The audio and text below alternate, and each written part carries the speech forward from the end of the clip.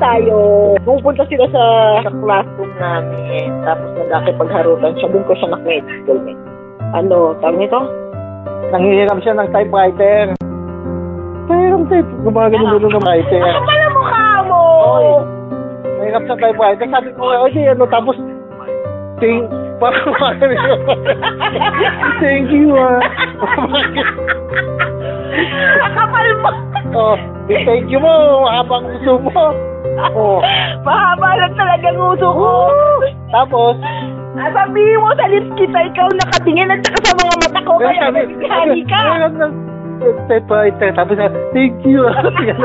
Hindi, sabi, kinikubita ko, kinis ko. Tapos, just terrace. Kapala mo nga mo. Makakalimutan sabi ka ng totoo. Oo, yun. Tapos yun, lagi na siya nangihiram, ng typewriter. Nakasabay tayo sa pagpasok, naalala. Nagkasabay tayo. Samson? At sinamahan pa kita mag-enroll. Oo.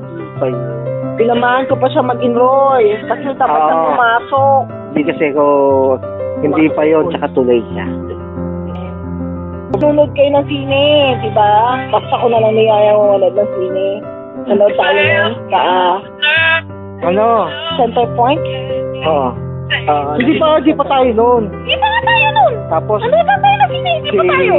Tapos ginawa ka mo ng mga kamay ko. Catherine, yung mama nun, kasi birthday nun nagpunta ako. Tapos, di ako pinasok. Mata pobre ka. Yung babae si Catherine, may mga kaibigan siya. Parang hindi ako masyado kinausap ko. Kasi magulang kinausap ako.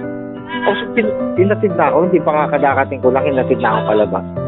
Nagalit ako. Tapos, pag sa kanya ako napunta ngayon, Samson lang Saka hindi naman talaga parang kami, parang fling-fling lang. Tapos, nung matagal na kami nag-MU,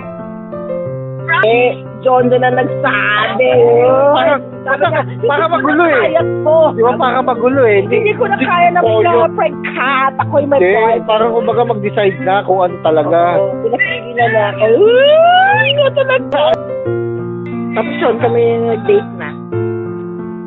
Yun, hanggang ngayon, tatlo na ang aming mga resulta. Malaki na. Ngayon, ikakasal na kami ngayon after 17 years.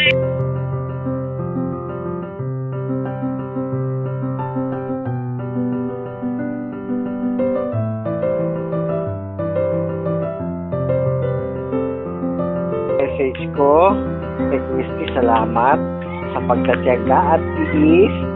Dahil 17 years, tyaga siya sa akin sa ugali ko. Meron pa siyang 30 years sa pagtatyagaan pa. Saka salamat sa pag-aalaga sa mga bata. Saka pag-aantay yun. Saka pagtingin sa akin, yun na yun. Saka message ko sa iba, ba't nagtagal? Sakripisyo. Saka yung yung sakripisyo talaga minsan pag nag-aaway, iba kasi kumbaga aalis na kagad, layas na, hanap na lang yung ganun ba? Basta pag nag-aaway, lagi isipin yung mga bata Saka yun nga, yung tiis. Ako ba? Hindi mo lang sinasabi na mahal mo ko? Siyempre mahal na kita, yun ang pinutulog-tulo mo. Yun ang punto mahal. Siyempre, mahal ka. Dahil kay anak ng mga bata, asawa ka, may kadugtog na asawa ka. Siyempre, yun na yun. Kaya yung mga iba mag-aasawa, dapat sakripisyo. Hindi yung konting lang, hiwalay na. Mga bata, kawawa.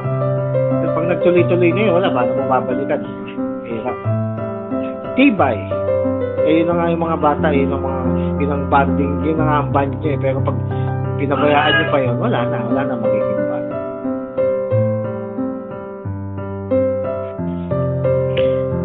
Message ko para kay Jojo, una sa lahat.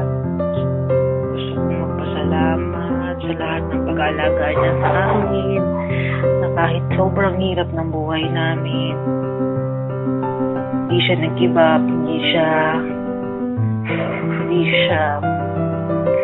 nagsawa. Suportahan kami kahit na sobrang hirap na yung dinadanas niya. Kahit alam ko minsan or madalas konti lang yung laman ng wallet niya, okay lang para lang yung mabuhay niya kami. Kung ano-anong sakripisyo yung ginawa niya, mapaganda lang yung mga bata. Salamat na marami. Tsaka alam ko naman na dumarating sa isang pagsasama yung nag-aaway lagi.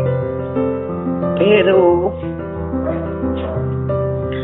salamat sa Diyos kasi survive namin lahat yung mga trials. Sana sa mga susunod pa mga trials ng panibagong yugto ng pagsasama namin, wala nang dumating na mga ganon. Ako masasabi ko sa sarili ko talagang tsaga lang. Siguro kasama na rin din yung pag-iintindi mo at saka maging malawak ang pag-iisip mo kasi hindi lang sarili mo iniisip mo, kailangan mo rin isipin yung mga anak mo kasi kung sa akin, kung sarili ko lang iniisip ko, matagal na siguro kami hiwalay ni John. Pero dahil mayroong mga bata na nagbaband nga sa amin, ayun, nakaabot kami ng 17 long years.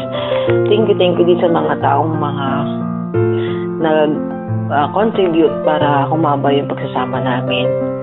At pinipray ko lang, wini-wish ko na sana tumagal pa kami at magkasama kami hanggang pagtanda namin. Huwag kong kalimutan, isipin mo lagi na mahal kita, mahal ka namin ng mga anak mo, at looking forward hanggang sa pagtanda natin magkasama tayo. Love you!